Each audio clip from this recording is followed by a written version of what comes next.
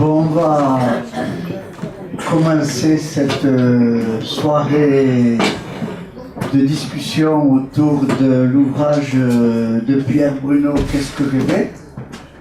Moi, personnellement, je ne m'attendais pas à autant de monde, ce qui est encore un jour de vacances. Ce qui prouve que Pierre a raison, il m'a dit, tu ne me présentes pas, tu ne vas pas me faire honte. C'est vrai ça. Alors Pierre Bruno, je pense que tout le monde le connaît ici, puisqu'il a impulsé déjà autour de l'université un pôle de recherche qui continue encore, dont Sidi était encore peu l'animateur de ce pôle-là. Je ne rappelle pas des aventures institutionnelles. Dans l'ordre, Pierre va intervenir pour présenter son ouvrage, puis Sidi amènera un certain type de questionnement et on verra comment on continue.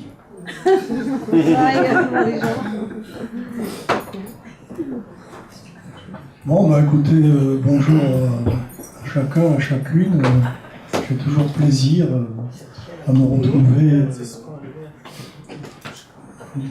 non pas dans mon pays natal, mais dans la ville où j'ai vécu le plus longtemps. J'en parlais tout à l'heure avec Dimitri Sakellariou dans la voiture. Donc je vais essayer de dire de façon aussi fluide que possible les questions avant tout et quelques réponses que j'ai essayé de mettre en forme dans ce livre. Évidemment que je ne vais pas vous lire, puisque c'est à vous que je laisse ce soir. La première remarque que je voulais faire, c'est que quelque chose sur le titre.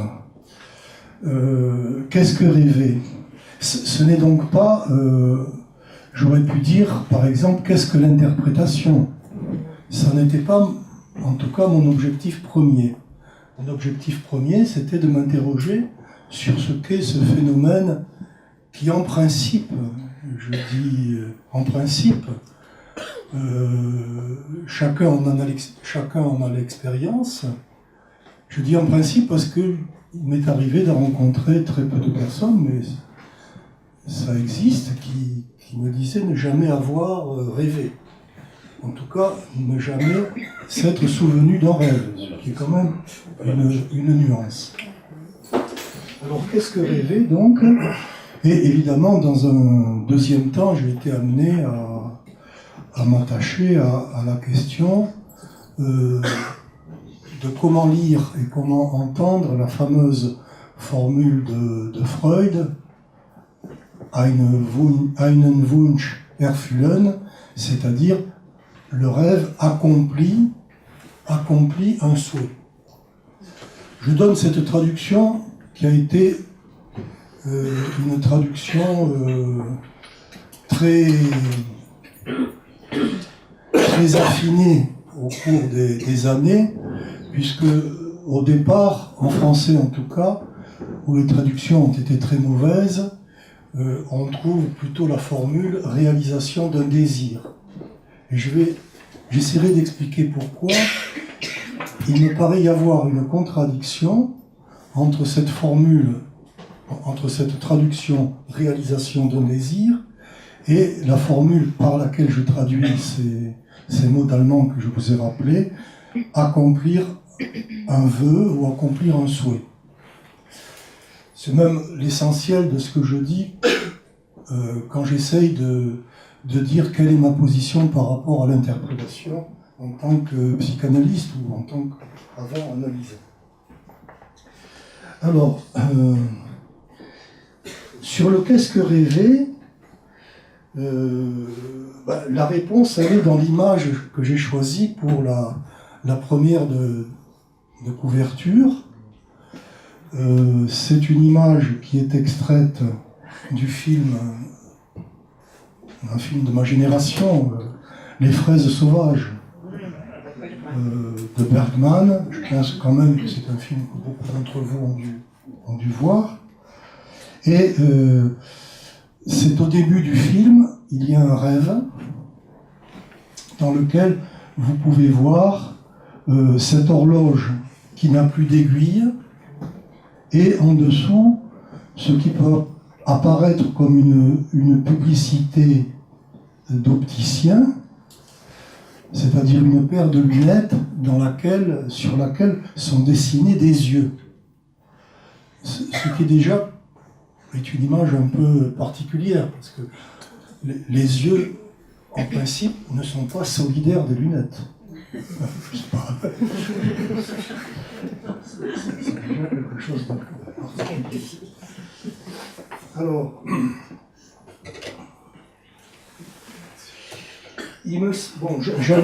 j'ai cherché d'autres images. Par exemple, il y a un film de Kurosawa, Akiro, pas le nouveau, qui s'appelle Rêve.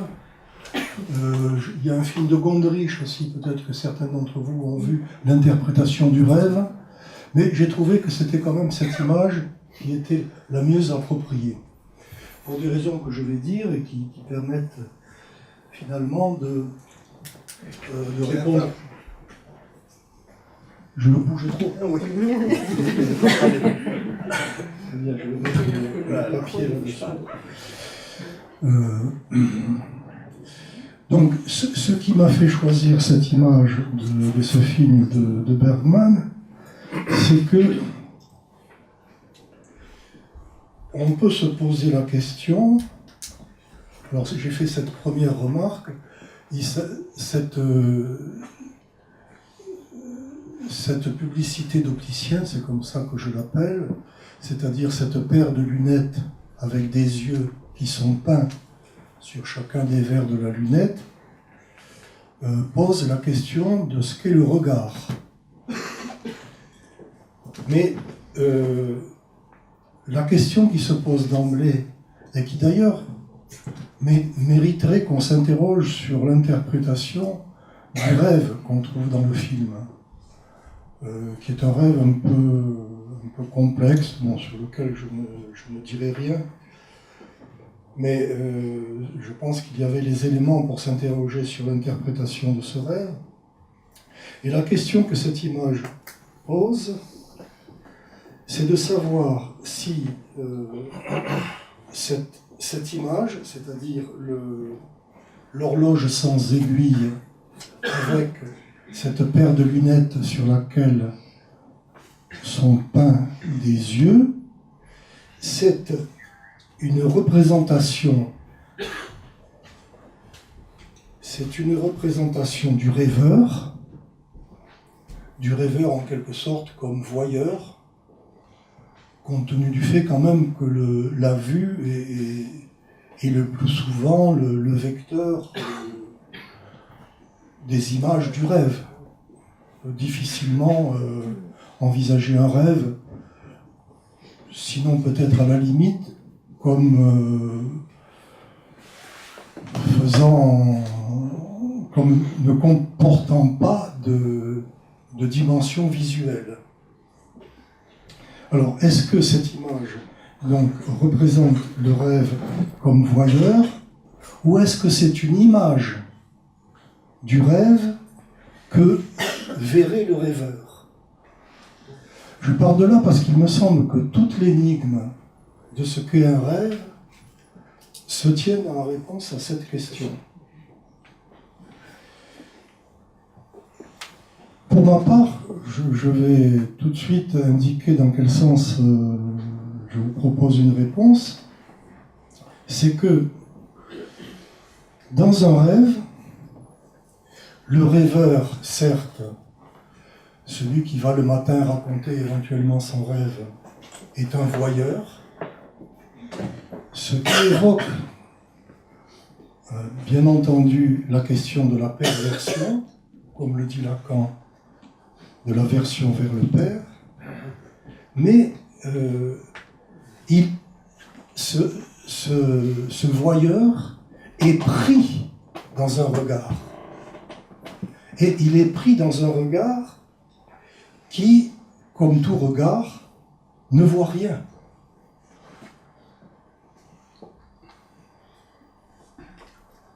Alors, à partir de cette première remarque, je dirais que l'interprétation consiste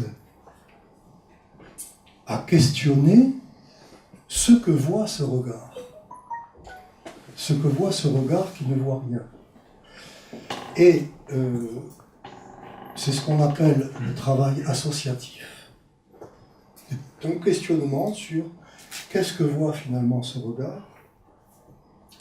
Et ce regard, il est supposé voir, si tant est qu'on peut utiliser ce terme de voir à ce moment-là, il est supposé voir l'inconscient du rêveur.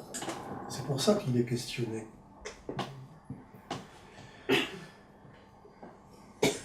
Est-ce que c'est le fin ou la fin de l'interprétation? Ma réponse négative, c'est que l'interprétation elle-même, c'est-à-dire le moment où on peut dire que l'interprétation a eu lieu, c'est le moment où est repéré par le rêveur analysant ou par l'analyste, ou peu importe. Ça peut même se passer en dehors de la pure analytique. Le moment où est repéré ce qui va détacher le voyeur de ce que j'ai appelé cette version vers le Père. Alors, vous allez voir les conséquences de ce point de départ. C'est que d'une part,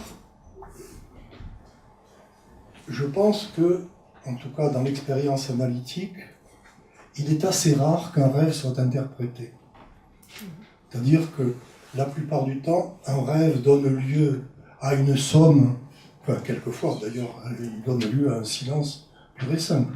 Mais même quand il donne lieu à une somme d'associations qui sont toutes pertinentes en tant que telles, il me semble que cette somme des associations, ça n'est pas ça l'interprétation. Cette somme des associations, c'est ce que j'ai appelé finalement la supposition de ce que voit ce regard. Et l'interprétation, c'est le moment de détachement par rapport à l'idée que ce regard verrait quelque chose. C'est-à-dire, je soutiens une thèse un peu paradoxale, presque un détachement de l'inconscient. Je vous donnerai à la fin un petit bonbon, un rêve que j'ai fait cet après-midi parce que j'étais très, pour des circonstances externes, j'étais très fatigué. Donc Dimitri m'a prêté un lit, et donc j'ai fait un tout petit rêve, et je vous montrerai à partir de ce tout petit rêve comment ça illustre parfaitement cette thèse sur ce que j'appelle qu'est-ce que rêver. Alors, parce que ça pose la question de, finalement, quand on dit le sujet de l'inconscient, blablabla, qu'est-ce que c'est que le sujet de l'inconscient? C'est pas si évident que ça, le sujet de l'inconscient. On sait que dans un rêve, le rêveur peut être représenté par une autre personne, mais il peut être aussi représenté par un animal, ça c'est assez courant. Il peut y compris être représenté par, mettons, un rocher ou une plage. Il peut être aussi représenté, ça c'est une chose qui m'est venue après d'ailleurs l'écriture du livre, il peut être représenté par tout simplement l'impression de flou qui se dégage de certains rêves. Dans le flou qu'il y a dans certains rêves, ce flou n'est rien d'autre qu'une certaine représentation du sujet. Donc, la question de savoir quel est le sujet de l'inconscient n'est pas une question qu'on peut résoudre comme ça, si facile. Bon, ça c'était ma remarque introductive. Je vais essayer de pas être très long. Alors, ensuite, deuxième point, il faut bien dire, et c'est quelque chose, à mon avis, que Freud n'a pas suffisamment souligné. C'est que nous n'avons jamais, au réveil, nous n'avons jamais affaire qu'au récit du rêve. C'est-à-dire qu'au réveil, nous essayons, avec plus ou moins de bonheur, de nous souvenir de ce que nous avons rêvé. En général, il y a des lacunes, c'est très net, enfin c'est très variable. Mais qu'est-ce qui nous garantit que ce récit n'est pas une invention que nous construisons au moment du réveil? Il n'y a rien ne garantit que le récit soit le récit de quelque chose qui a eu lieu et que nous appelons rêve. Enfin, si quelqu'un a une garantie, Pierre l'a donné tout à l'heure, mais il n'y en a pas. La seule garantie, c'est finalement que, qui est une garantie indirecte, c'est que le fait de raconter un rêve et d'arriver à ce point d'interprétation dont je parlais, ça change le sujet. Ça peut le sortir de l'angoisse, ça peut le sortir de l'inhibition, ça peut le sortir de ce que vous voulez, mais c'est la seule preuve indirecte qu'il y a bien eu quelque chose en jeu. Et évidemment, on ne peut pas dire non plus que le récit que nous faisons du rêve soit fidèle au rêve. C'est d'ailleurs pour ça que Freud a inventé ou découvert l'élaboration secondaire, c'est-à-dire toute la machinerie qu'on peut faire subir à ce rêve qu'on aurait rêvé et qui fait que le récit peut être tout à fait déformé par rapport au rêve lui-même. Il y a deux auteurs que je cite, je ne vais pas les lire ici, qui ont bien attiré l'attention sur ce point. C'est d'une part Blanchot, qui parle du rêve, mais du rêve, j'entends par rêve ce qu'on fait en dormant, non pas le récit. Il dit que dans le rêve, il y a un enchantement, et que cet enchantement, le récit le perd, de façon définitive et irréversible. Et c'est vrai que c'est un problème. Ensuite, c'est Wittgenstein qui fait c'est dans, je crois, Remarque sur la psychanalyse, qui fait une remarque du même type, dans lequel le philosophe du XXe siècle, qui consiste à dire que, je la résume, qui consiste à dire que finalement, le rêve en tant que tel, c'est une sorte de pièce de théâtre complètement foldingue, et que le caractère foldingue de cette pièce de théâtre, on ne le retrouve absolument plus dans le récit, parce que le récit procède à une mise en forme discursive. Bon, je n'insiste pas sur ce point, mais j'ajoute par rapport à cette question qui me paraît quand même très, très importante, que c'est une question à laquelle Descartes s'est confronté quand il parle du rêve dans les méditations métaphysiques, et c'est aussi une question, alors celui qui l'a le mieux dit, c'est, alors vous le connaissez à peu près tous, je crois, c'est Chuang Tzu. Je vais noter la référence parce que je vais vous lire ce petit passage.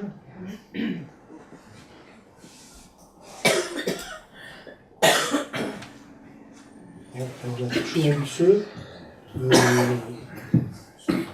il a écrit ceci, que vous connaissez, mais je donne le texte qui est issu du discours sur l'identité des choses.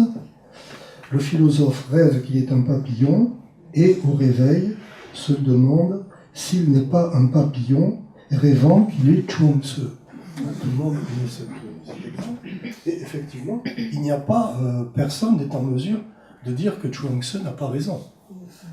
C'est ce que je voulais souligner en faisant ce...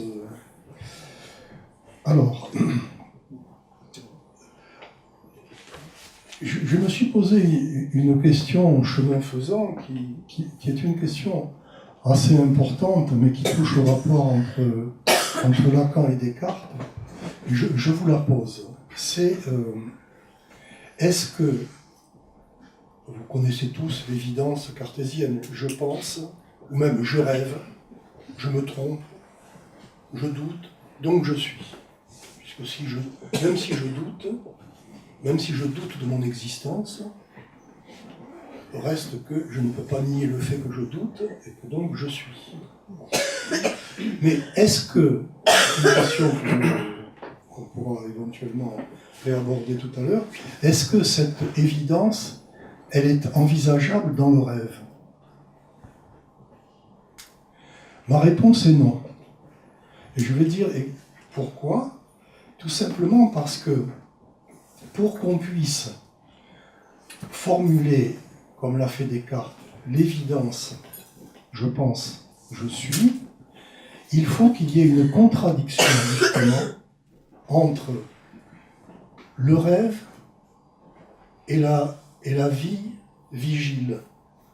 S'il n'y a pas cette contradiction, vous ne pouvez pas formuler cette évidence. Parce que justement, Descartes ne peut formuler cette évidence qu'en faisant l'hypothèse qu'il y a un doute sur l'existence.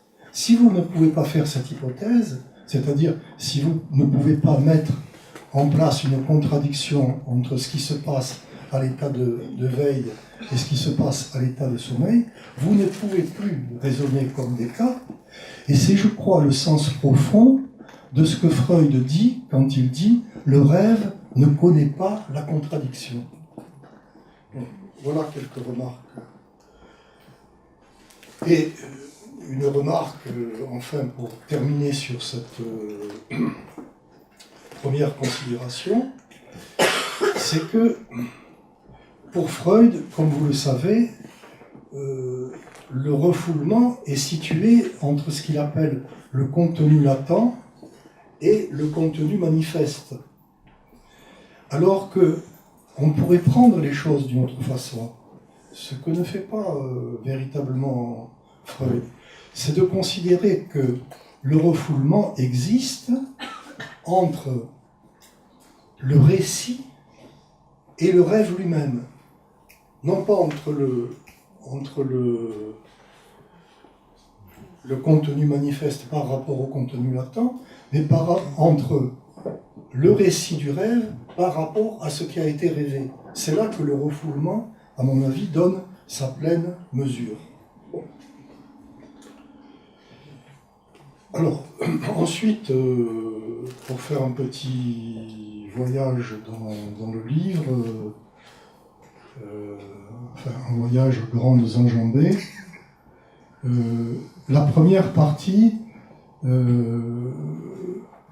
c'est une partie dans laquelle je me suis attaché à parler de la conception du rêve dans les conceptions non scientifiques. C'est exactement ce que n'a pas fait Freud, puisque Freud, dans cette première partie de la Traumdeutung, s'est attaché à parler des conceptions dites scientifiques. Ça ne veut pas dire que Freud ne pensait pas que ces conceptions dites non scientifiques n'étaient pas plus importantes. Au contraire, il a dans l'interprétation du rêve des remarques dans lesquelles on voit bien qu'il considère ces conceptions non scientifiques comme étant d'une certaine façon plus affines à la psychanalyse que les conceptions dites scientifiques. Moi, c'est ce que j'ai constaté, et c'est évidemment une partie très lacunaire, parce qu'il faudrait 20 tomes au minimum pour parcourir de façon satisfaisante ces conceptions non scientifiques, mais on peut remarquer quelques constantes. Une première constante, c'est que il y a une sorte d'opposition, on peut dire originaire presque, entre la conception, on va dire celle de Platon, mais on pourrait la retrouver avant Platon même, qui d'ailleurs, en grec, quand il parle du rêve, il dit oneiros, d'où le mot onirique en français. Et d'autre part, ce qui s'oppose à ça, c'est Aristote qui utilise le terme d'énuptium. Je ne sais pas s'il est toujours en vigueur dans le grec contemporain. Alors, quel est le sens de cette distinction ? Le sens de cette distinction, il est fondamental parce que l'oneiros, c'est le rêve en tant qu'il délivre un message, c'est-à-dire qu'il a un sens. Alors que l'énuptium, c'est un rêve qui n'a pas de sens. On pourrait dire que quand l'énuptium a un sens, quelquefois, c'est toujours quelque chose de l'ordre du préconscient. Je vais vous donner un exemple très simple. Le rêveur est amoureux d'une femme, il rêve à elle. Bon. Aristote dit qu'il n'y a rien d'étonnant. Et on peut dire la même chose de quelqu'un qui est affamé. Il rêve, il est devant un repas, etc. Là, tout ça, c'est... Donc, l'énuptium, c'est soit un message qui est un message préconscient, c'est-à-dire qui est déjà présent dans la vie éveillée, alors que l'oneiros, c'est un message qui a un sens, mais c'est un sens qui, pour la plupart des théoriciens, parce qu'évidemment c'est très, très varié, mais en tout cas c'est le cas chez Platon, est un message divin. Et donc, ce qui est intéressant, c'est qu'on voit qu'il y a dans cette conception dite non scientifique, une liaison entre le fait que le message ait un sens et que le message ait un sens d'origine divine, c'est-à-dire qui dépasse la compréhension de l'homme en tant qu'éveillé. Ça, c'est quelque chose qu'on va retrouver de façon constante dans toutes les conceptions non scientifiques. Et ce qui va être le coup de génie de Freud, c'est de considérer que cette différence, cette distinction entre deux types de rêves, c'est une distinction qui n'a pas lieu d'exister, et que tout rêve, qu'on soit aristotélicien ou platonicien, a un sens. Ça, c'est le pas définitif de Freud, parce que c'est à partir de lui, et à partir de lui seulement, qu'il y a une unité du mot rêve. C'est-à-dire que tout le monde aujourd'hui sait ce dont on parle quand on dit « j'ai rêvé à », etc. Ça n'était pas vrai avant Freud. Parce qu'avant Freud, on se posait la question, est-ce que je rêve parce que j'ai trop mangé ou pas assez, ou est-ce que je rêve parce qu'un message divin ou un message démoniaque m'est parvenu de l'extérieur en tout cas, c'est-à-dire ne faisant pas partie du rêveur, ne venant pas du rêveur. Et il y a quand même une constante dans ces conceptions dites pré-scientifiques qui est assez intéressante, parce qu'elle est tout à fait freudienne, c'est qu'on la trouve même, le plus drôle, oui, il y a un côté un peu drôle, c'est chez Diderot. Parce que Diderot, en tant qu'encyclopédiste, défend une conception complètement, on pourrait dire, aristotélicienne, c'est-à-dire un peu mécaniciste du rêve. Donc, il dit que le rêve n'a pas de sens. C'est l'article de l'encyclopédie. Il a quand même parrainé, même si ce n'est pas lui qui a forcément écrit cet article. Mais par contre, dans le neveu de Rameau, tout ce qu'il dit du rêve va à l'encontre de ce qui est dit dans l'encyclopédie. C'est-à-dire, relisez le neveu de Rameau, vous verrez que le rêve justement de d'Alembert, non, je dis une bêtise, c'est pas le neveu de Rameau, c'est bien entendu le rêve de d'Alembert. Vous verrez que le rêve de d'Alembert, la question est toujours posée autour du rêve de d'Alembert, d'où lui viennent ces idées baroques concernant la nature de la matière, le fait que la matière et l'esprit existe, ou bien que seulement la matière existe, etc. etc. Donc, on a cette idée qui est donc tout à fait freudienne, à savoir que le rêve donne accès à un savoir qui est inaccessible autrement. Et ça, c'est quand même quelque chose qu'on retrouve dans les conceptions pré-scientifiques, à ceci près que ces conceptions pré-scientifiques se reposent toujours sur l'idée qu'il y a deux types de rêves. Un rêve, disons, un peu mécanique, et puis un rêve qui est un message venant d'une divinité ou d'un démon. Alors,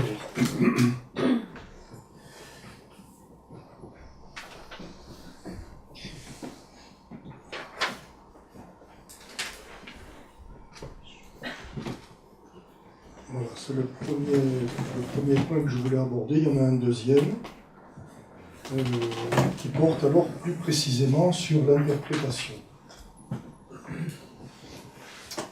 Alors, vous savez que la question de l'interprétation n'est pas une question inventée par Freud. Il y a le plus ancien livre qu'on connaisse, avant même La Clé des songes d'Artémidore, d'Éphèse, oui.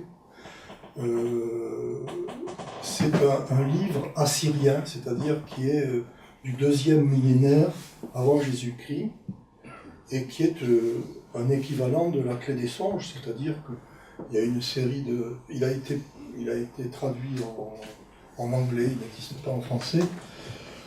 On peut, quand on lit ce que j'ai fait, quand on lit cette Clé des songes, ce livre des rêves, on s'aperçoit qu'il y a effectivement le contenu manifeste du rêve, et après on vous dit ce que ça signifie. D'ailleurs, c'est assez, quelquefois, c'est assez gratifiant, l'interprétation.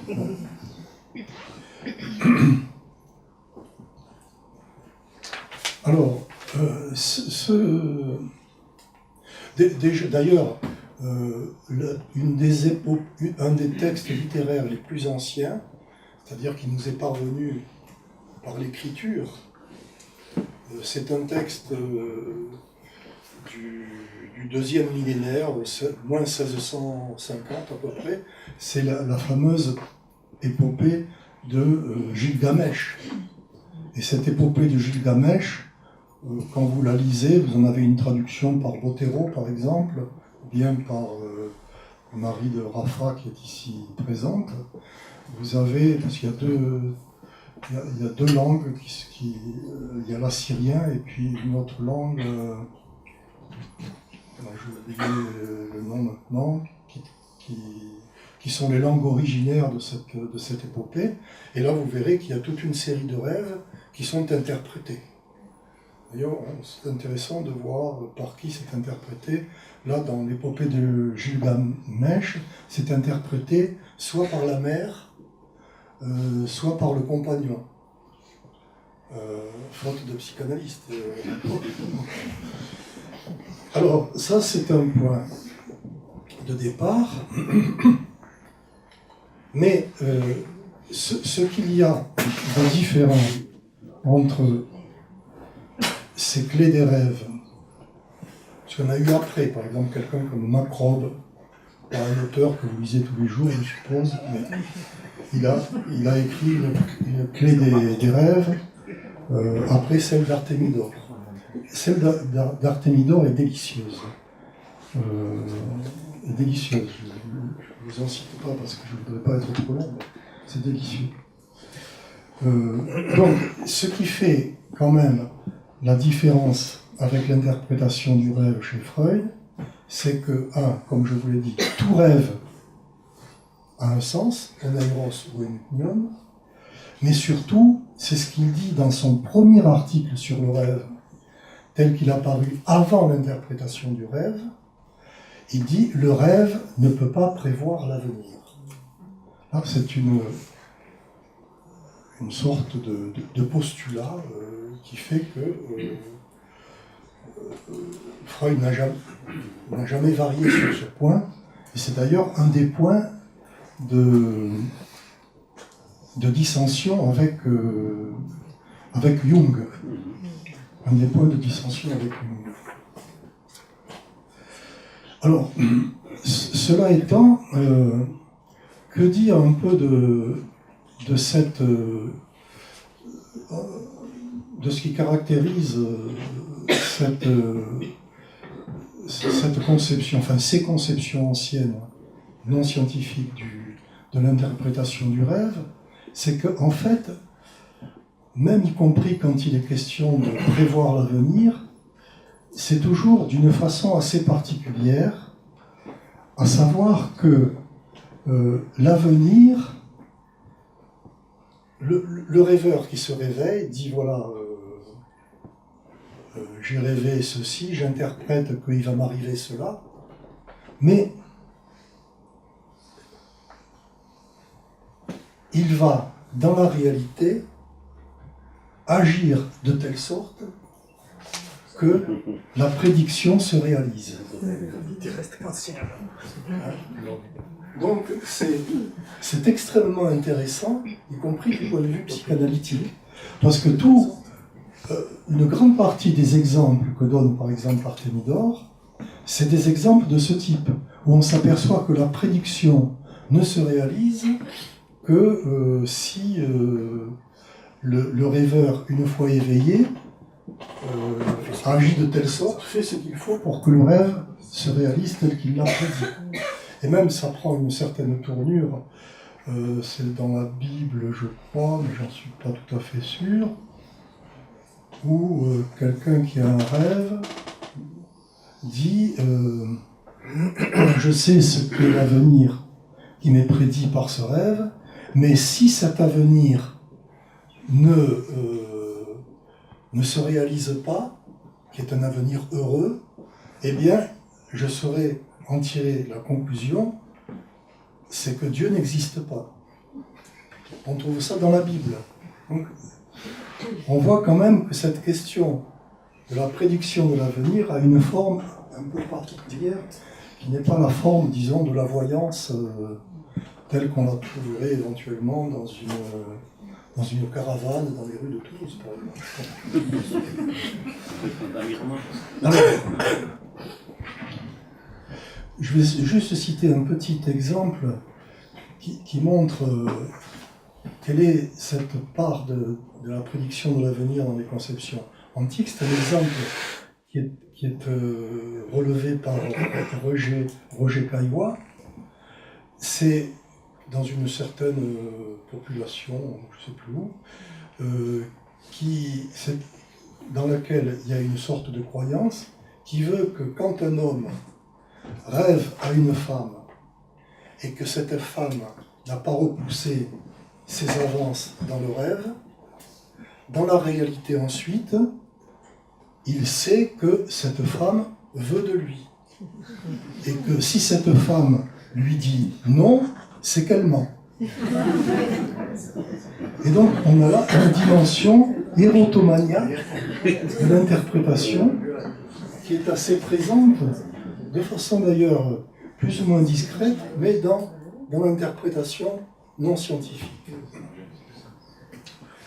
Alors ensuite Freud, pour arriver au cœur du débat. Bon, je vais dire ma thèse, c'est que il y a une.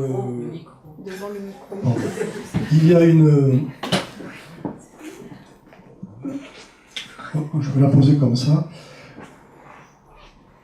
C'est d'ailleurs une phrase de Lacan, mais je vais en dire un mot, à mon avis, n'en tire pas, à propos du rêve dont il parle, toutes les conséquences. C'est que le fantasme, ou la réalisation du désir dans le fantasme, tel que j'en ai parlé tout à l'heure, c'est le contraire de l'accomplissement du souhait dans le rêve. Voilà à quoi se résume ma position sur l'interprétation. Et j'ai donc essayé d'argumenter cette thèse sur la contradiction entre réalisation du fantasme et accomplissement du souhait, notamment en m'intéressant à la question du rapport de Freud et de Jung et du rapport entre Freud et la télépathie.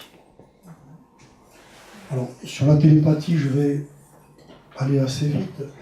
J'en parle assez longuement dans le livre, parce que Freud, en fait, y croyait. Ça faisait le désespoir de Jones. Il y croyait, simplement il disait, sa thèse finale, ça a été la télépathie, c'est un phénomène qui existe, mais qui n'est pas d'ordre psychanalytique. Donc, il a botté en touche. En fait, on peut voir maintenant quand même, c'était une remarque qu'on s'était faite quand on avait vu les Allemands, quand on avait des contacts avec nos collègues allemands, c'est que la question de l'occulte dans la psychanalyse, c'est quand même une question, si on y regarde de près, qui est une façon de parler du réel. C'est-à-dire une façon de parler de ce qui échappe à la psychologie. C'est pour ça que le terme finalement de parapsychologie, il est très justifié. Et que même, on pourrait dire, ce qui ressemble le plus à la psychanalyse, ça n'est pas la psychologie, c'est la parapsychologie.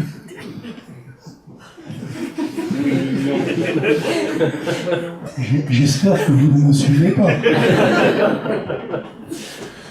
Mais c'est pour vous montrer dans quel nœud de questions se trouvait Freud. Mais dans le rapport avec Jung, c'est beaucoup plus intéressant parce que on peut. Jung est quelqu'un qui. Alors je vais vous citer simplement deux petits rêves de Jung.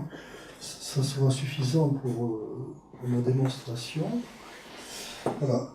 C'est un premier rêve rapporté par Jung. Il dit, un rêve d'un homme, peu importe, dans un rêve, une nuit, il se vit dépassant le sommet d'une haute montagne et mettant le pied dans le vide.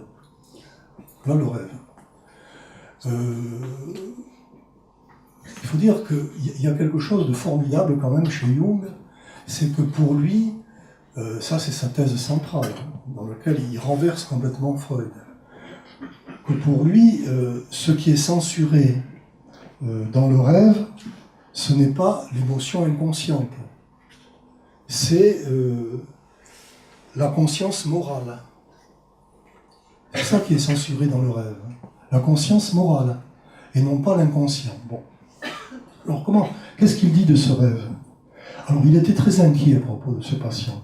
Et donc il va lui dire, bon, il fallait oser, que que son rêve présageait sa mort dans un accident de montagne. C'est pas moi qui... Donc là, il y avait l'idée d'une voyance. Et le problème, c'est que le type s'est tué en montagne 6 mois après. Donc il a fait en sorte, si on peut dire, comme je disais tout à l'heure, de vérifier la prophétie de Jung. Alors, bon, il est clair que bon, c'est le commentaire qu'on peut faire, je fais un peu longuement dans le livre, que Jung n'avait pas du tout l'idée que le point de ce rêve, c'était que son patient en avait marre que dans sa psychanalyse, il n'y a pas un point de vide où il puisse parler de lui et non pas des archétypes et de tout le Saint-Frusquin. Bon. Mais on peut le mettre en regard, ce rêve-là, avec un autre rêve que rapporte un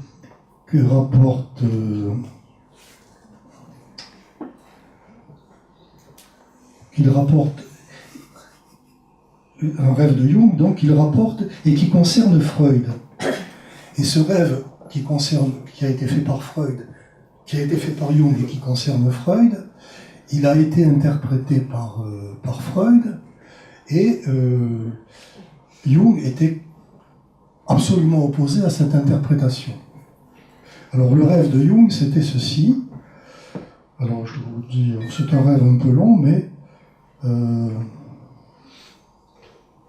qui se termine, le rêve se termine par une descente de plus en plus profonde, dans une maison qualifiée de chez moi, et qui se termine par la découverte d'une tombe contenant 2 crânes, quelques os et des fragments de poterie. Ça, c'est le rêve de Jung, tel que Jung le rapporte à Freud. Et Freud, évidemment, lui dit, comme interprétation, qu'il repérait dans ce rêve un souhait inavouable de Jung de voir mourir certains membres de la famille de Freud. Et alors, c'est cette interprétation que Jung, de Freud, que Jung rejette complètement. Et on peut dire que finalement, ce rejet, c'est ce qui l'a conduit, non pas à se jeter dans le vide, après tout, on ne peut pas le souhaiter non plus, mais en tout cas à divorcer de Freud. C'est à la suite de ce rêve-là qu'il a divorcé de Freud. Bon, et donc, vous voyez comment c'est important de faire ce parcours à travers la question du rapport de Freud avec la télépathie et la question du rapport de Freud avec Jung, pour essayer de saisir qu'est-ce que veut dire cette fameuse formule accomplissement de ce fait. Alors, bon, je rappelle quelques éléments un peu... Il ne faut pas croire que Freud était le seul psychanalyste qui croyait à la télépathie. Par exemple, quelqu'un comme Devereux, qui est toujours... Non, il est mort maintenant. Mais quelqu'un comme Hélène Deutsch aussi, pourtant pas n'importe qui, c'était des analystes qui croyaient à la télépathie. Et qui l'utilisaient, y compris par contre à la différence de Freud, dans l'interprétation des rêves. Bon. Il y avait Ferenczi, bien entendu, puisque c'est Ferenczi qui a amené, qui a tiré, après le voyage aux États-Unis, qui a tiré Freud vers, dans la visite d'une voyante à Berlin. Bon, ça a commencé comme ça. Ah oui, il faut choisir ses amis. J'ai choisi ça. Alors, et vous savez aussi, je vous le signale au passage, que Lacan critique tout ce rapport de Freud à la télépathie dans deux leçons des noms du père. Vous pouvez facilement donner la référence. Alors, ça nous permet là, c'est là-dessus que je vais finir, de poser une sorte d'un côté Freud avec, chez Freud, une évolution, c'est-à-dire qu'au départ, il y a l'évolution, le contenu latent et après le contenu manifeste. Et entre les deux, la fameuse déformation. Mais dans un second temps, chez Freud, c'est différent. C'est-à-dire qu'il ne parle plus du contenu latent, il parle du ça. Et c'est le ça qui va se traduire dans le rêve, avec aussi la déformation. Et ce déplacement de Freud de ce premier point de vue, contenu latent, contenu manifeste, et au deuxième point de vue, le ça et le rêve manifeste, c'est quelque chose de très important parce que c'est évidemment ce à partir de quoi Lacan a forgé la formule qui paraît être la formule qui correspondrait en somme à la formule canonique de Freud, le rêve est un accomplissement de souhait, qui est le rêve, c'est ce qui fait passer la jouissance à l'inconscient. Voilà, la formule de Lacan, c'est celle-ci. Évidemment, la jouissance, tout ce qu'on peut dire, c'est que c'est pas du symbolique. Mais ça ne nous mène pas... Enfin, il faudrait avoir une longue discussion pour avancer dans cette question. En tout cas, c'est bien quelque chose qui n'est pas de l'ordre du symbolique. Et le rêve est quelque chose qui, on le voit chez Lacan, produit cette mise en forme originaire du symbolique. Donc, vous voyez que c'est pas la même chose que de dire un langage. C'est pas la même chose que de comparer le rêve, en quelque sorte, à finalement la conception qu'on pourrait avoir du rêve si on était un agent secret, à savoir, je fais un message, on débarque à telle date, mais dans le message qui est envoyé, ça sera les cigognes sont de retour. Bon, c'est pas du tout ça la structure du rêve, parce que là on passe d'un symbolique à un symbolique. Là on part, comme le dit Freud déjà avec le ça, et comme le dit encore mieux Lacan, de la jouissance, c'est-à-dire quelque chose qui n'est pas symbolique, à l'inconscient. Et c'est ça qui fait quand même l'énigme profonde du rêve. Alors, juste pour essayer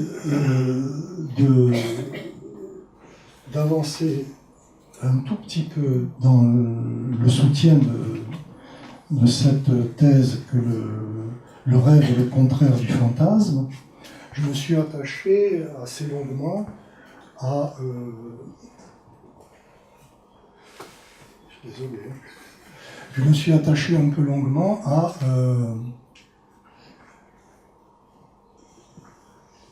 lire le commentaire que fait, on peut presque dire la réanalyse que Lacan fait du rêve d'Ella Sharp,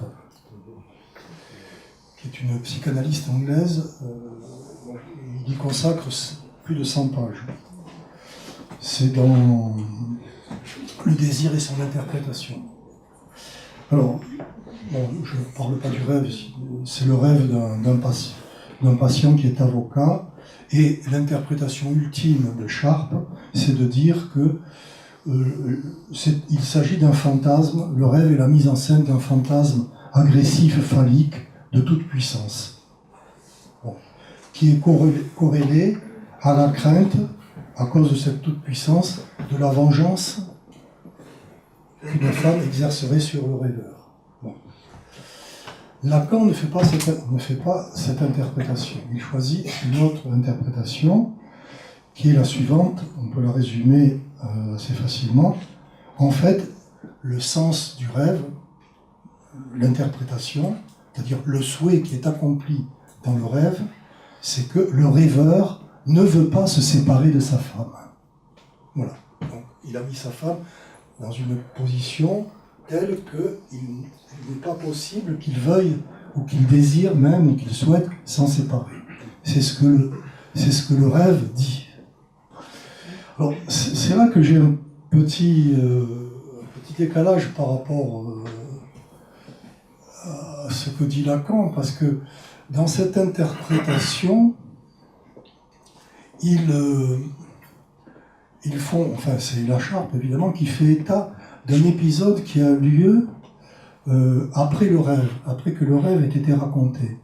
Cet épisode, c'est un épisode d'énurésie nocturne qui n'était jamais arrivé à ce patient depuis qu'il était tout petit.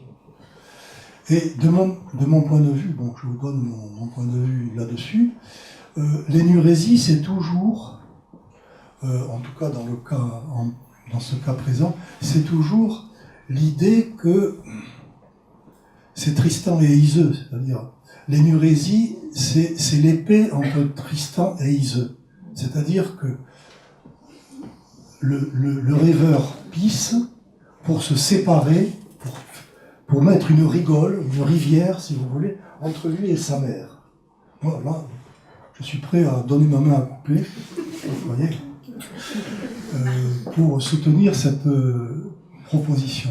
Ce qui va, vous voyez, à l'encontre de l'interprétation finale de Lacan. Et je pense que l'interprétation que je propose là est la bonne, parce qu'elle converge avec une série de considérations qui vont toutes vers un même point, à savoir que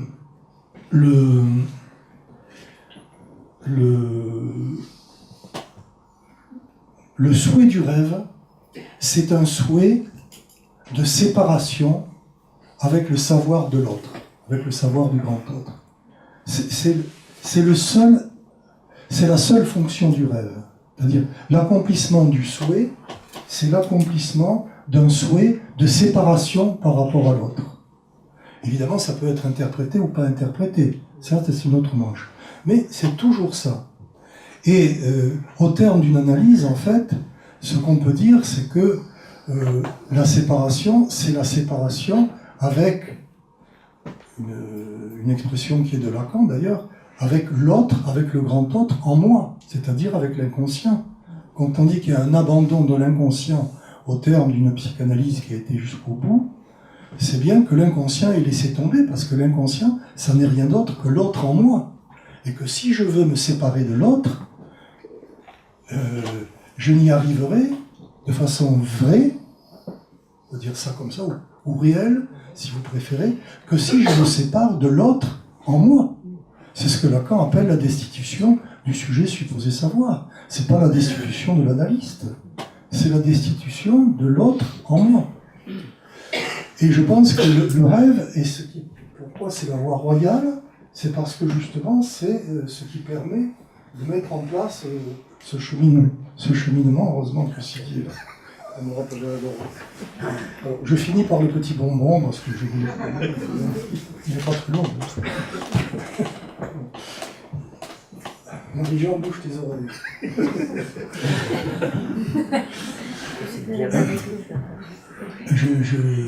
Cet après-midi, j'ai fait un petit somme pour des raisons circonstancielles. J'étais un peu crevé. Et donc j'ai fait un petit somme et un petit rêve. Et alors, le petit rêve, c'est que je suis à Toulouse, ou apparemment à Toulouse, peu importe. Et ça se passe avant cette réunion de ce soir. Et je suis invité par des amis dont tous étaient là, dans une sorte de gargote. Mais qui était sympathique. Et je rentre dans cette gargote et je reconnais, je me dis, tiens, j'y suis venu il y a très très longtemps. Bon. Je passe, il y a des tas d'associations diverses, il y avait de la mosaïque sur les murs, enfin voilà. Et à ce moment-là, je vois Marie-Jean. Je vois Marie-Jean qui me dit, je m'en vais. Alors bon, je dis rien, puisque c'était pas tout à fait l'heure de la réunion, je me dis, ça va, il reviendra, peu importe. Mais il portait un imperméable, enfin une gabardine, plutôt, très exactement. Une gabardine qu'il ne porte jamais. Je ne sais pas si vous l'avez vu avec une gabardine, parce que vous le voyez plus souvent que moi. Mais bon, moi je ne l'ai jamais vu avec une gabardine. Et alors je me suis posé la question, quand même, qu'est-ce que c'est que cette gabardine ? En fait, c'est une gabardine, et alors, je dois dire, au moment, dans le rêve, où je vois Marie-Jean avec la gabardine, je me réveille. Et c'est pas par quelque chose d'extérieur, je me réveille. Et donc je m'interroge, qu'est-ce que c'est que cette gabardine ? Et tout d'un coup, me dit, c'est la gabardine que portait mon père. Mon père avait une gabardine de ce type. Et mon interprétation du rêve, c'est que, grâce au réveil, qui est un élément du rêve, et non pas quelque chose d'extérieur au rêve, c'est-à-dire que le rêve choisit son moment de réveil, dans ma thèse, grâce au réveil, j'évite d'avaliser, je vais le dire comme ça, alors évidemment, on pourrait en dire plus, mais je ne suis pas là pour ça, j'évite d'avaliser une sorte de lien de parenté avec Marie-Jean, c'est-à-dire je défais le lien de parenté avec Marie-Jean en me réveillant, justement pour que l'amitié ne soit pas inscrite dans une sorte de filiation généalogique. Que ce ne soit pas une amitié parentale. Donc, vous voyez comment, à la fois, ici, dans ce petit bonbon, le réveil est un élément choisi par le rêve, mais en même temps, c'est un élément qui permet de prendre une distance par rapport à un autre qui imposerait en quelque sorte entre Marie-Jean et moi un lien de parenté que je ne veux pas. Voilà.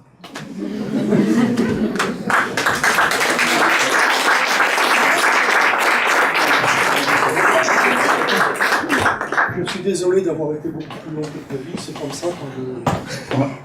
On va tout de suite demander à Sidi. Oui, parce que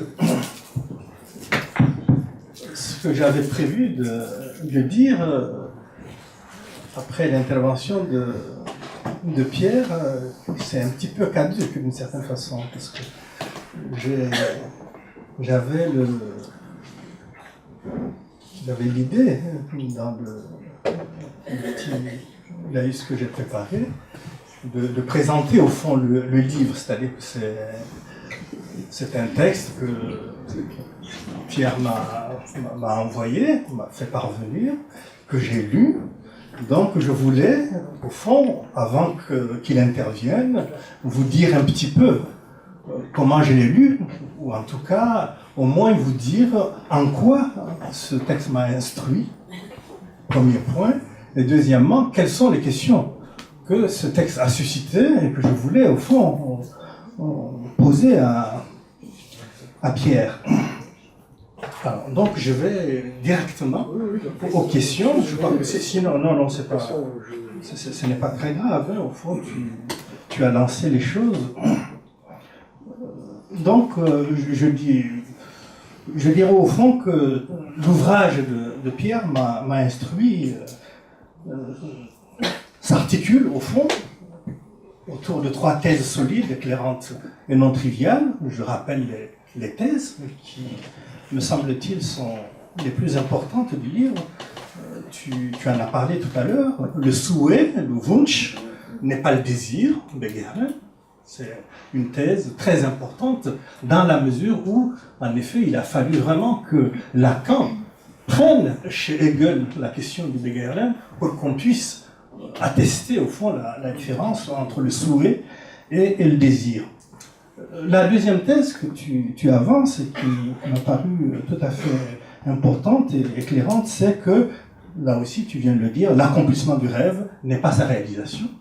Et il y a une troisième thèse que tu tires au fond des 2 premières, qui est le rêve est le contraire du fantasme. Alors, donc, ces affirmations ouvrent la voie à une exploration du rêvé qui s'accompagne d'une double mise au jour. La première, c'est que ce que la découverte freudienne de l'inconscient change, au fond, dans l'appréhension du processus et du produit du rêvé, d'une part, et d'autre part, la contribution décisive du pas de Lacan par rapport à Freud dans l'élaboration de la réponse à la question « qu'est-ce que rêver ?» Alors, si je devais faire un rapide bilan de ma lecture de ton livre, Pierre, je dirais que j'ai été instruit principalement sur 3 points. Le premier point, il porte sur le rapport, sur l'équivalence du rêve et de la demande. Ou plus exactement, la thèse du rêve comme demande. Je n'ignorais pourtant pas cette thèse que Lacan énonce très clairement dans son séminaire 17, quand il dit, je le cite, « Pour le rêve, chacun le sait maintenant que c'est la demande ». On ne peut pas être plus clair. Et il dit que c'est le signifiant en liberté qui insiste, qui piaille et qui piétine, qui ne sait absolument pas ce qu'il veut.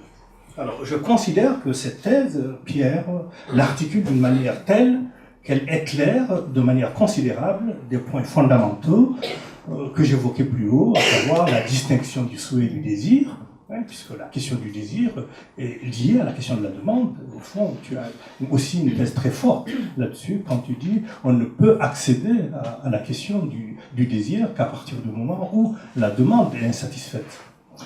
L'opposition entre le rêve et le fantasme et leur topologie différentielle. Alors, le deuxième point porte sur cette opposition entre le rêve et le fantasme que l'analyse de la Wunschfantasie permet d'établir définitivement.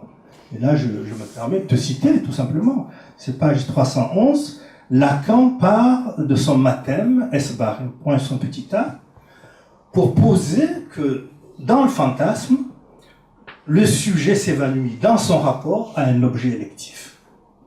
Dans le fantasme, toujours selon Lacan, le point focal serait donc le sujet. En revanche, par contre, l'objet petit a serait voilé et énigmatique.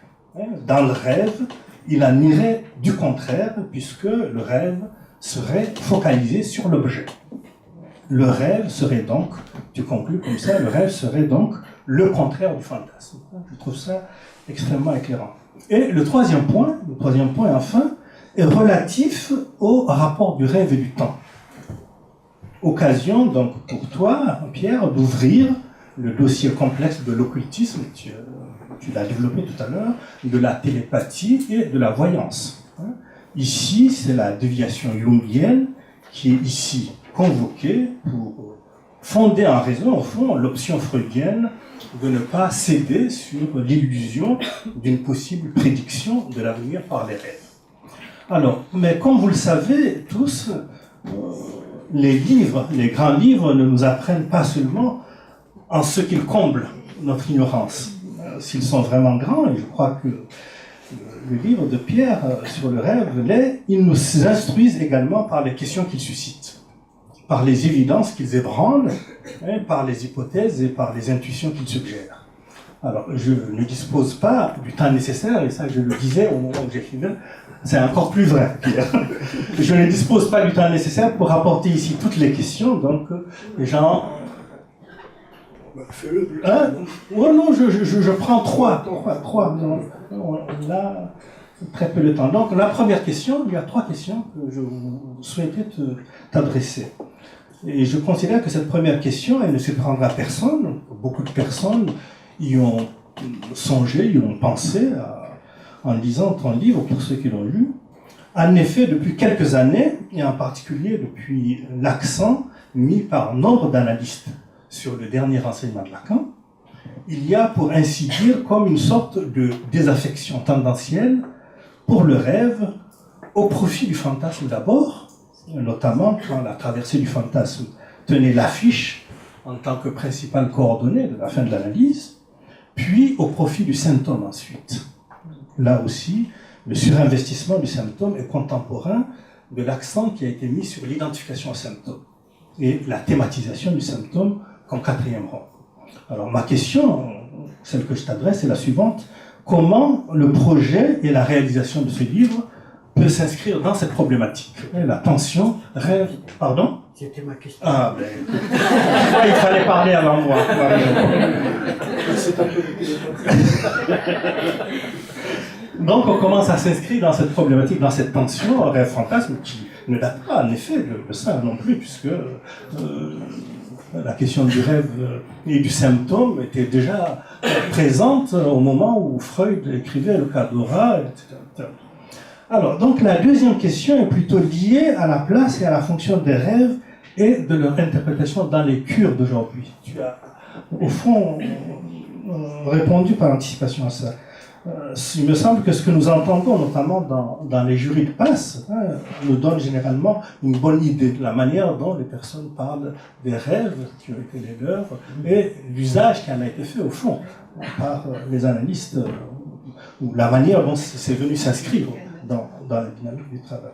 Alors, ce que j'aimerais savoir, c'est si, selon toi, l'option qui a consisté à mettre l'accent sur le symptôme, sur la jouissance, sur ce qu'on a appelé jadis, dans une école qu'on a fréquentée, l'orientation vers le réel, la question des séances courtes, etc., a produit ou non des incidences sur la place du rêve, puisque dans la pratique de Freud et des contemporains de Freud, il me semble que le rêve avait une place plus importante et il y avait la question de l'interprétation se présentait autrement. Et ma troisième et dernière question est plus doctrinale. J'ai conservé le souvenir, à l'occasion d'un travail que j'ai réalisé sur l'inconscient, que j'avais été très impressionné par ce que Lacan disait de l'inconscient quand il affirmait tu t'en souviens sans doute dans l'ouverture de la section clinique de Vincennes, que l'inconscient, donc, je le cite, n'est pas de Freud, il faut bien que je le dise, il est de Lacan. Il terminait en disant, ça n'empêche pas que le champ, lui, soit freudien. Si j'ai pensé à ce passage, c'est qu'au fond, il me semble que toute l'argumentation de Lacan, ce jour-là, dans ce passage, était fondée sur la critique qu'il faisait, au fond, des schémas de l'appareil psychique, de la trame de Tung, qui eux-mêmes ont été adossés, se sont élaborés sur la clinique du rêve et de son interprétation. Donc ça pose la question, au fond, du rapport d'attention entre l'inconscient freudien et l'inconscient réel ou l'inconscient lacanien. Donc ma question, et ce sera la dernière, est donc, cette critique lacanienne de la conception freudienne de l'inconscient, te paraît-elle aujourd'hui fondée et juste après le retour que tu as fait sur la question du rêve et du rêve? Voilà. Excuse-moi. Je t'en prie. Vous voulez dire quelque chose, peut-être d'abord sur...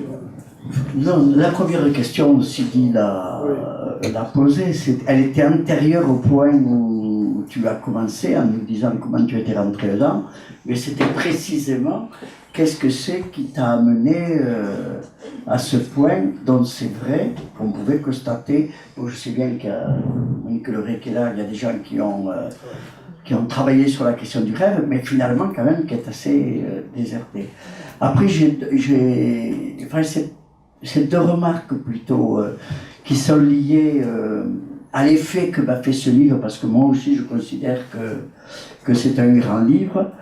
D'ailleurs, on peut le prendre à partir de la façon dont tu as introduit cette question de la séparation à la fin. On a l'impression qu'avec le rêve, à condition que le sujet s'en souvienne et qu'il le raconte et qu'il soit interprété, se rejoue chaque fois le procès d'effectuation du sujet. C'est absolument saisissant. Mais ce qui pose la question, quand tu dis par exemple que le rêve interprété ou pas, je ne sais pas comment tu le disais, il est toujours... je ne sais pas comment tu as dit ça, Raphaël, là, tu as eu plusieurs formules qu'il faudrait que je retrouve à propos d'El Lacharpe, je crois que c'est à propos d'El Lacharpe. Bon, le rêve, c'est toujours, qu'il le sache ou qu'il ne le sache pas, c'est toujours séparation de l'autre. Et la question que je me posais, c'est si jamais il n'est pas raconté, voire même pas interprété, on pourrait dire que cette séparation, elle n'est que potentielle. Il y a quelque chose comme ça. Donc, c'était une première remarque. Après, j'avais une autre remarque qui est en train de me fuir.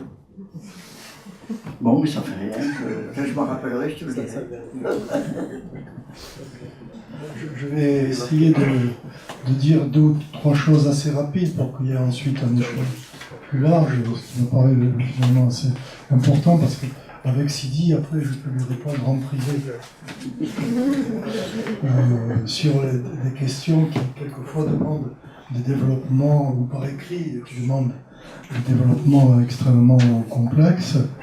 Mais je voulais dire quelque chose, puisque je suis à Toulouse.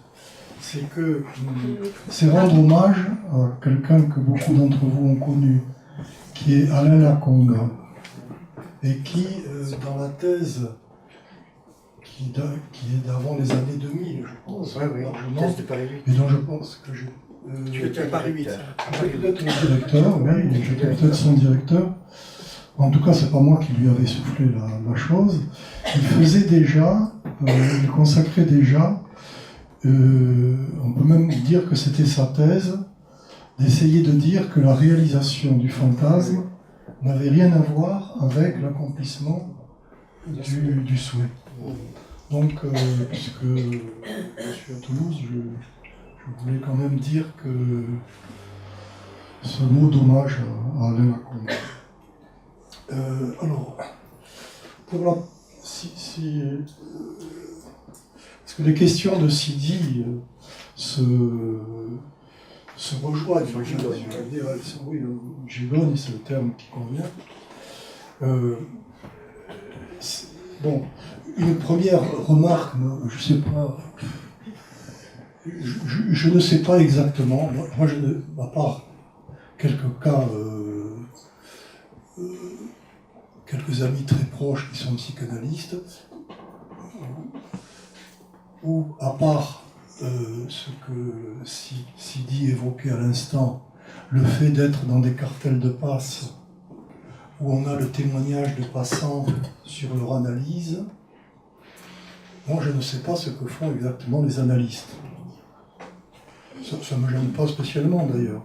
Mais je ne sais pas dans quelle mesure le rêve est très présent, n'est pas très présent. L'impression que j'ai, c'est ce que j'ai dit tout à l'heure au passage, c'est que, me semble-t-il, s'il y a un problème par rapport au rêve, ça n'est pas le fait que les analysants parlent moins de rêve, c'est plutôt le fait que on confond les associations à propos d'un rêve avec l'interprétation. Et que la plupart du temps, les rêves, et je parle y compris de ma pratique d'analyste, la plupart du temps, les rêves ne sont pas vraiment interprétés. La plupart du temps, c'est une série d'associations qui permettent.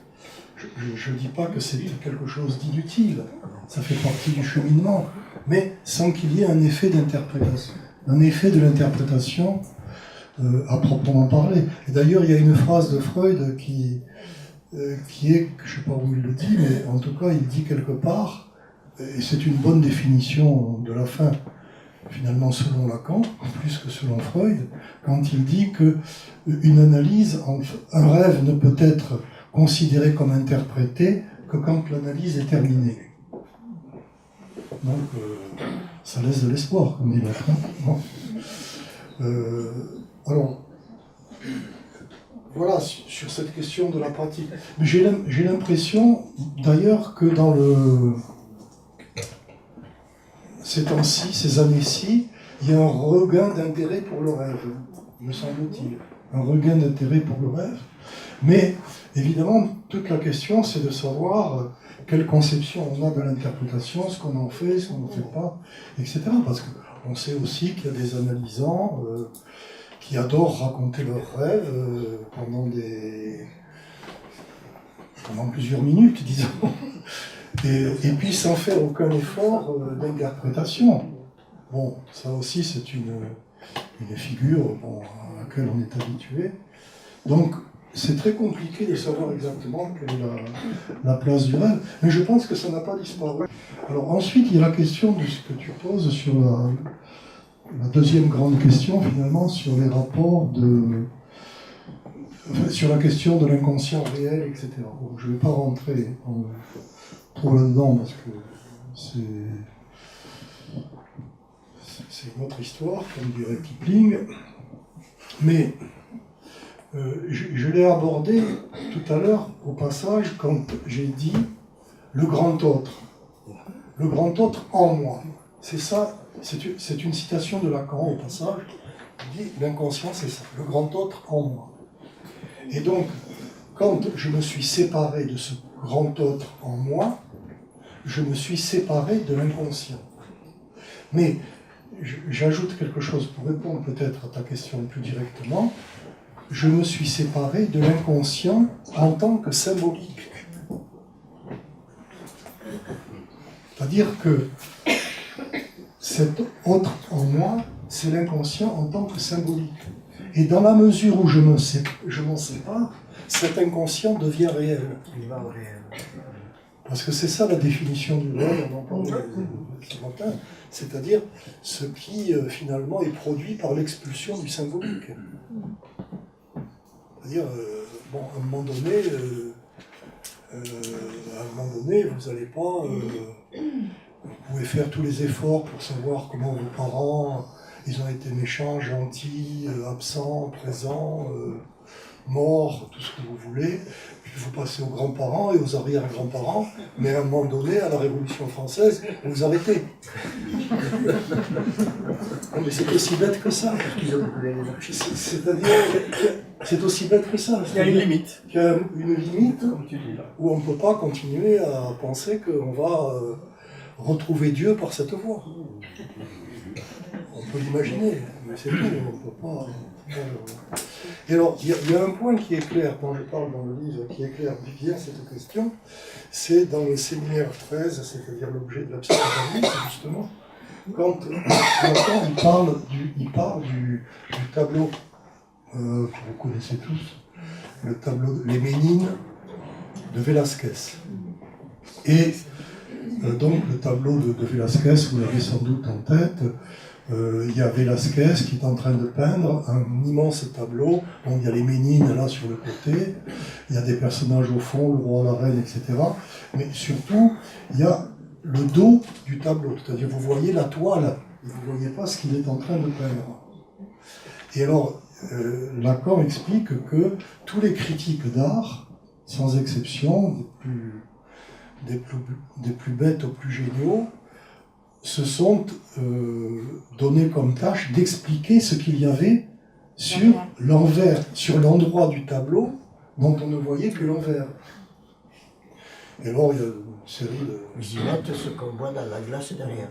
Alors, ça correspond exactement à « j'imagine ce que le regard », que j'évoquais tout à fait au début dans l'image de Bergman, « j'imagine ce que le regard voit de mon inconscient ». C'est tout.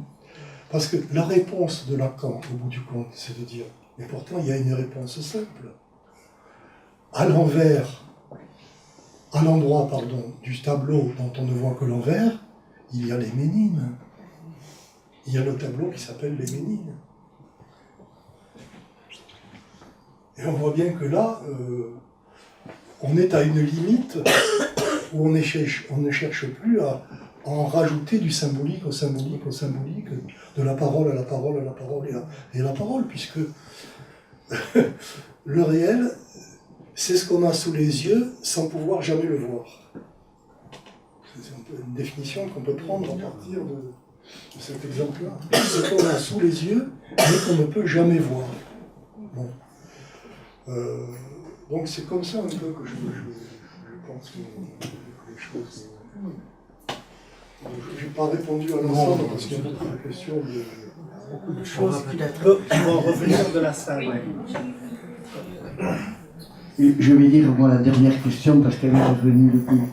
C'était, mais ça touchait à la question, à la fois la question du temps, puisqu'une des choses que tu dis, je ne sais pas si tu le dis comme ça, c'est que le passé peut-être détermine le présent, mais le passé n'existerait pas sans le présent qui s'en fait une cause.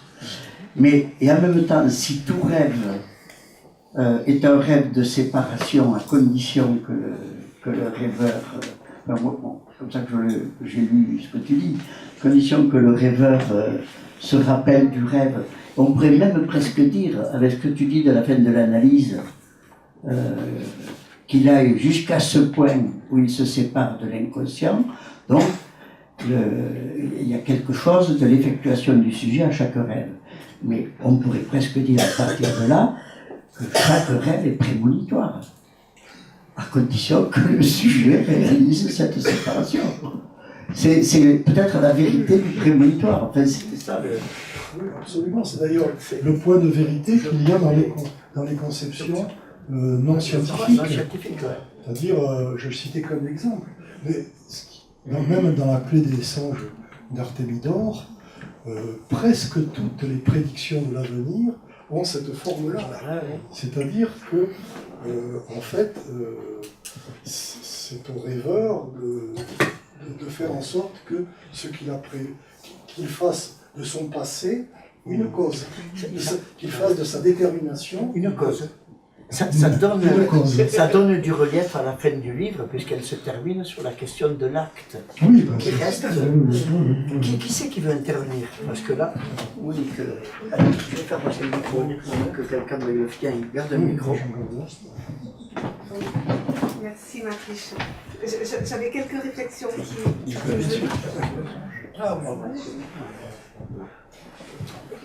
Je vais essayer de parler fort. Merci beaucoup d'avoir repris cette question du rêve, qui est une formation de l'inconscient importante, effectivement. que je pense qu'elle était un petit peu délaissée par le post-lacanisme, effectivement, en mettant en avant les autres formations de l'inconscient qui étaient le lapsus et le symptôme. Et le rêve est un véritable acte psychique qui travaille au process de subjectivation du sujet. Et le biais par lequel vous le prenez, votre hypothèse est très importante. Le rêve est le contraire du fantasme. Je pense que c'est un point d'articulation qui pourrait permettre aux praticiens d'œuvrer davantage avec ce matériau de l'inconscient. Voilà. Parce que il est le contraire du fantasme, mais dans le temps du déchiffrage, dans le temps de la cure, il accompagne quand même. Donc, il va accompagner le dépliement du fantasme, puis sa traversée. Voilà. Moi, dans mon travail qui a été publié en 2011, j'avais posé l'hypothèse que le rêve, à partir des travaux des neurophysiologistes, M. Jouvet, ils avaient cherché l'hypothèse d'une fonction du rêve, voilà. Et les neurophysiologistes avaient posé l'hypothèse d'une reprogrammation génétique. Et moi, dans ma pratique et le travail que j'avais fait, j'avais posé l'hypothèse d'une reprogrammation symbolique. Voilà, je voulais savoir ce que vous en pensiez. Et qui irait tout à fait dans le sens de ce que vous disiez. Au début, c'était que le rêve, voilà, participait à une mise en forme originaire du symbolique. Voilà, c'était pour savoir ce que vous en pensiez. Et en ce sens aussi, ce travail psychique qui vise à la symbolisation, ça vise aussi à symboliser la pulsion de mort. Donc le travail, l'acte du rêve est aussi au service de l'éros. Est-ce que tu réponds là? Moi j'essaye. Peut-être d'autres questions. Qui c'est qui veut intervenir encore? Il faut y aller parce qu'après les questions restent sur l'estomac. Ça fait des rêves. Ça fait des rêves. C'est juste une petite remarque, mais tout ce que tu as dit, et j'ai lu ton livre, ça m'a permis de comprendre quelque chose qui m'étonnait toujours quand on écoute les témoignages de Paz, de justement l'importance des rêves dans les témoignages de Paz. Il me semble qu'on trouve beaucoup plus, y compris la question des rêves résolutoires. C'est que souvent, quand même, les cures se terminent sur un ou deux ou une série de rêves résolutoires, parce que sûrement à ce moment-là, ces rêves peuvent enfin être interprétés par l'analysant. Enfin, et après quoi, d'ailleurs, ce qu'on constate, c'est que très souvent, le sujet se désintéresse après de ces rêves. Une fois qu'ils ont pu faire ces rêves et qu'ils ont pu les interpréter, il n'y a plus cette appétence pour le rêve que souvent l'analysant a. Enfin, sûrement que vous avez aussi cette même expérience, une analysante qui arrive et qui dit « Ah mince, aujourd'hui j'ai pas rêvé, je sais pas ce que je vais vous raconter. » Comme si, quand même, dans la pensée commune, c'est quand même le rêve qui reste extrêmement attaché à la psychanalyse, beaucoup plus que les autres formations de l'inconscient. Tout le monde a l'idée que la psychanalyse, c'est interpréter les rêves. Levez la main. Oh, Pierre. Non mais je suis d'accord Je suis d'accord avec la remarque là, de Fabienne.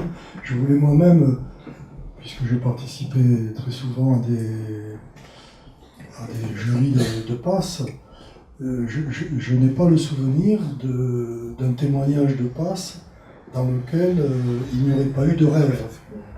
Ce qui tendrait à prouver que même si les analystes dans leurs écrits, etc., peut-être parlent moins du rêve qu'auparavant, les analysants sont plus freudiens que les analystes. D'ailleurs, heureusement, parce que sinon, je ne sais pas où on irait. Alors, ce que vous dites, je suis d'accord avec vous sur la question de la mise en forme. Le rêve comme mise en forme du symbolique. Ce sur quoi j'ai insisté, mais ça je crois que c'est la thèse de fond de Lacan, et c'est une certaine lecture de Freud, parce qu'on peut trouver finalement que c'est aussi la thèse de Freud, du deuxième Freud, justement quand il parle de la pulsion, après la pulsion de mort, parce que le symbolique avant la pulsion de mort et après la pulsion de mort, c'est pas la même chose, évidemment. Donc je pense que ce qui est important, c'est de noter que le rêve, c'est là où se passe originairement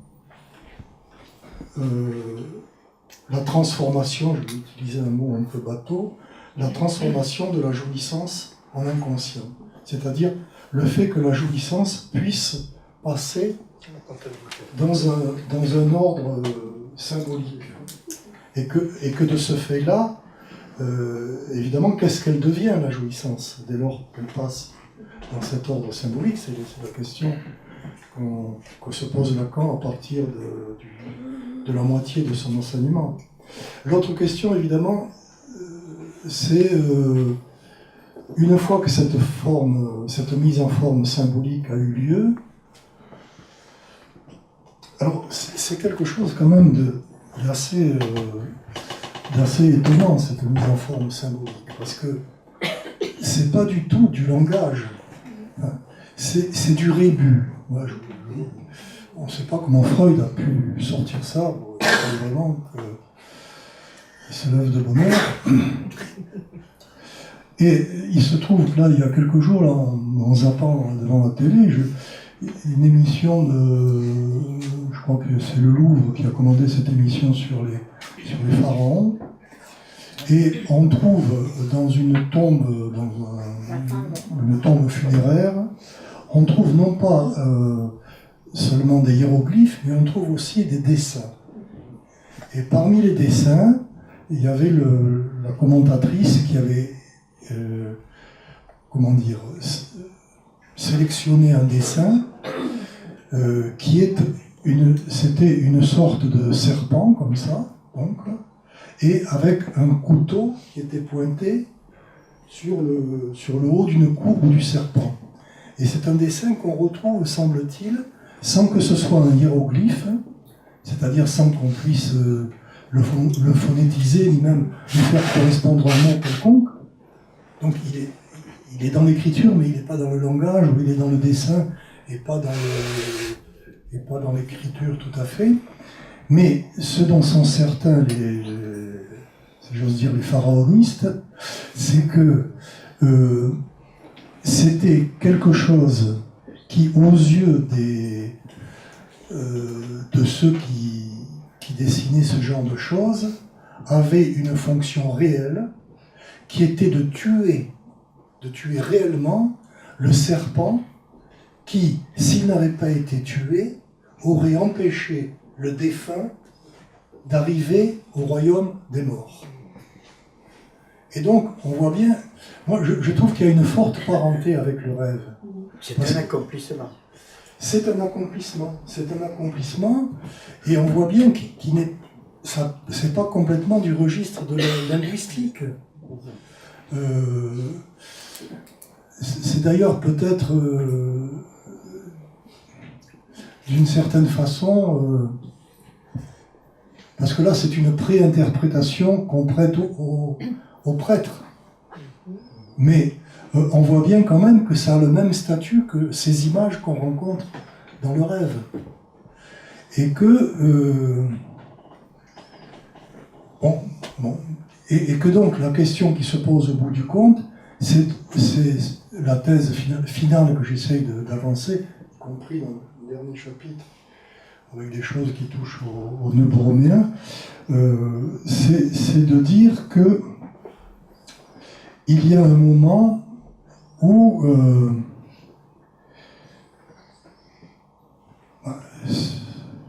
ce ce qui est tué, c'est pas le serpent, mais c'est l'autre en moi, c'est-à-dire l'inconscient.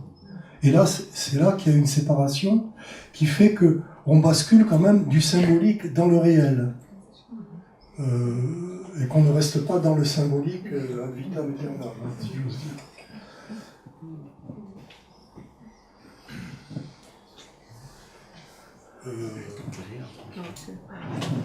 Qui c'est qui veut...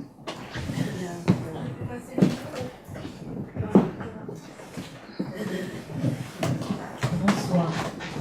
Alors, moi j'avais une question à poser à celui qui a écrit ce livre.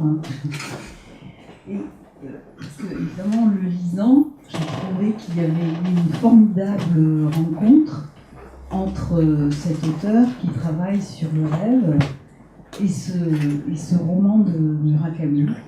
Et je voudrais que, si c'est possible, que vous nous en disiez un petit peu quelque chose de cette rencontre formidable qui vous met au travail et qui, comme s'il y avait quelque chose qui s'écrivait entre l'auteur de ce roman, enfin, ce qui s'écrit dans ce roman et ce qui s'écrit dans votre livre.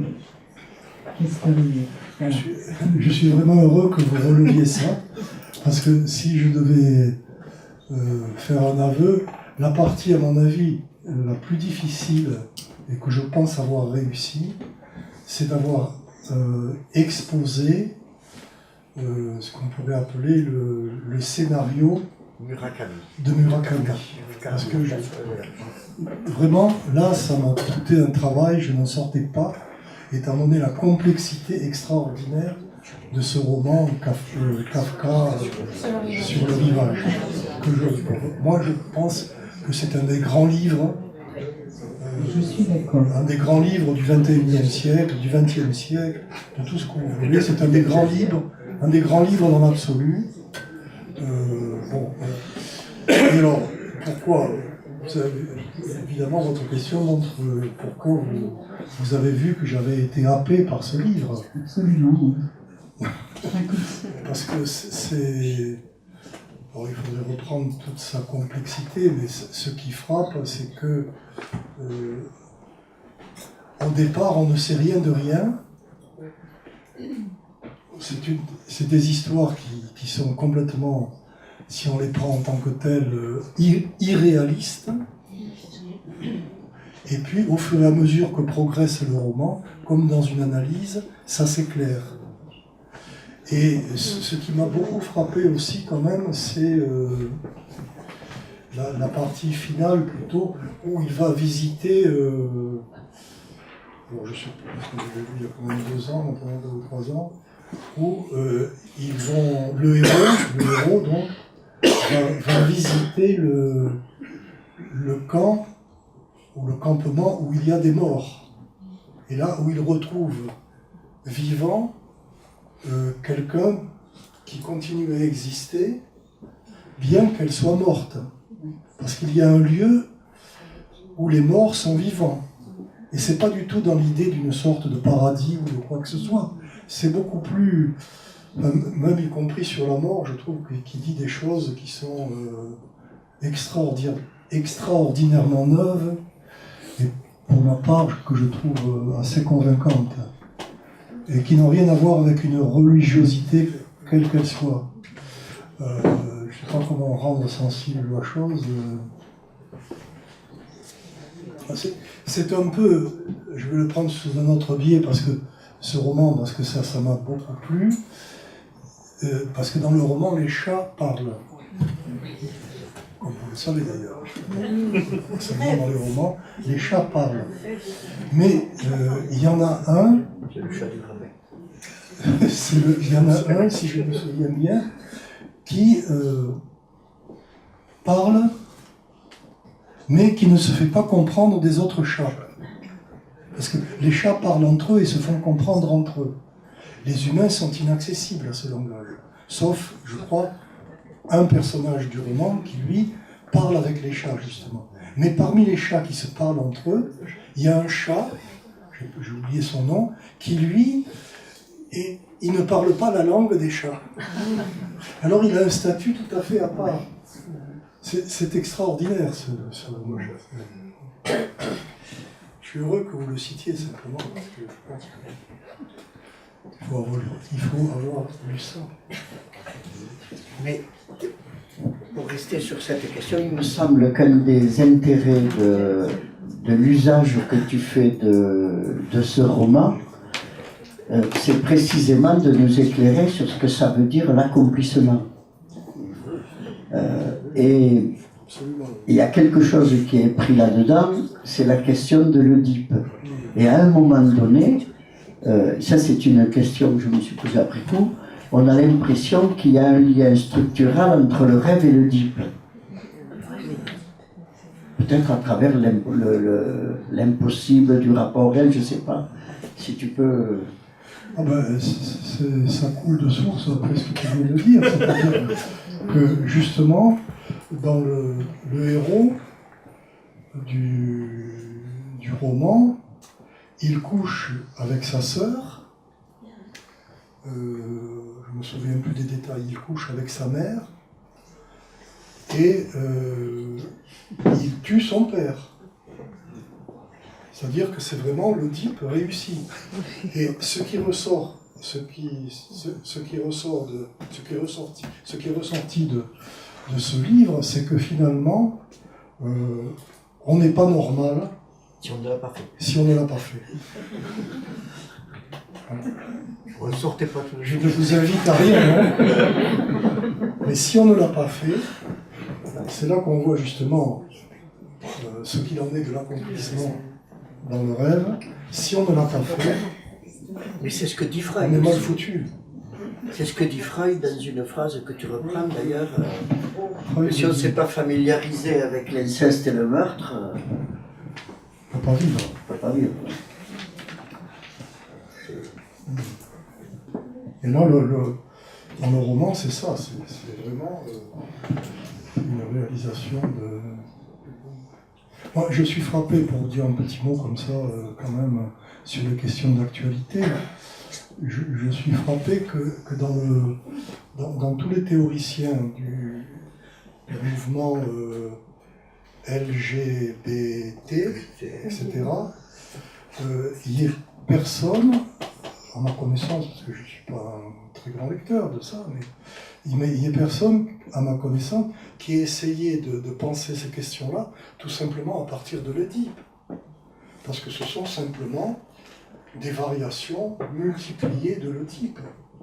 L'Oedipe, c'est quelque chose qui est un éventail extraordinaire. Et toutes ces questions qu'on pose sur le trans, sur le gay, c'est dans l'Oedipe. C'est dans l'Oedipe. Dans les analyses d'homosexuels, par exemple, on s'aperçoit très vite que l'Oedipe est beaucoup plus présent que dans n'importe quelle autre analyse. Il me semble que tu dis que ce sont des réponses à la question où est le phallus. Oui, Ok. ça tourne autour de la question où est le phallus finalement. Oui, exactement, heureusement. Tu vois,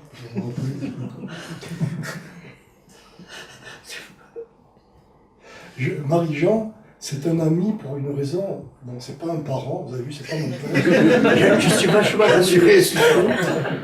Mais il a un talent extraordinaire.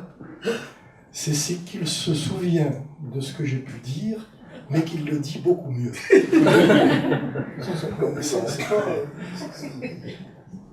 vrai. C'est un fait. Moi, ça m'épate.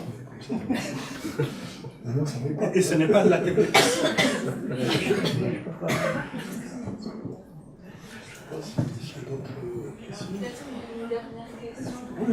Oui.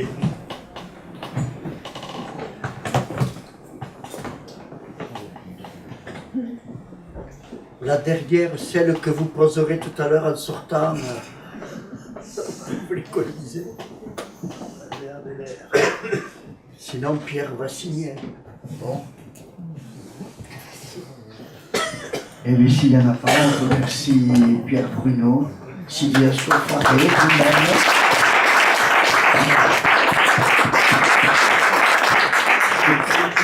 Et Pierre, et on remercie le public bien sûr de s'être dérangé.